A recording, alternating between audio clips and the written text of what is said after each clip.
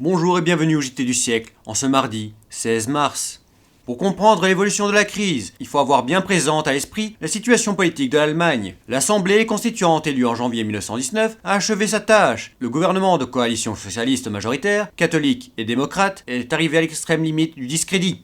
Il a essuyé toutes les humiliations de la défaite. Il s'est montré incapable de surmonter les difficultés effroyables de l'œuvre du relèvement. Son impuissance fait piètre figure en face des souvenirs de l'admiration impériale. Ce gouvernement faible reçoit 2 coups de massue. Le premier est le scandale Hesberger, d'où sort disqualifié l'homme en qui s'est incarnée la politique du bloc rouge et noir. Le second est l'évolution conciliante de l'entente, qui fournit aux réactionnaires un argument de premier ordre en leur permettant de soutenir que l'on pourrait obtenir des conditions de paix moins dures que celles de Versailles. Peut-on songer, dans ces conditions, à affronter le double épreuve de l'élection présidentielle par le peuple et de l'élection d'une nouvelle assemblée? Le cabinet Bauer cherche à gagner du temps.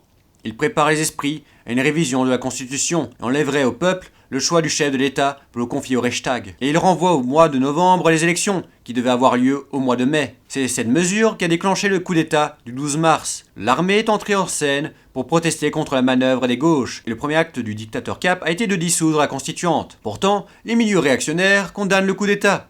Les partis de droite se tournent alors vers le gouvernement Bauer, réfugié à Dresde, qui consent à négocier un compromis. Dès lundi, à 11h du matin, une édition spéciale de l'officieuse Deutsche Allgemeine Zeitung annonce l'accord intervenu. Le cabinet Bauer se retire. Les marionnettes de Berlin rentrent dans la coulisse. Un gouvernement d'affaires se charge de mener, dans les 2 mois, des élections pas de charge.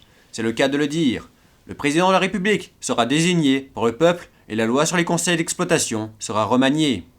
En somme, les réactionnaires obtiennent tout ce qu'ils désirent, et le comble est que les chefs n'ont même pas à se montrer. Ils vont continuer à mener le jeu sans se compromettre, jusqu'au jour où le militarisme se sentira assez fort pour lever le masque. Les Alliés toléreront-ils ce jeu? C'était le JT du siècle, l'info de notre histoire.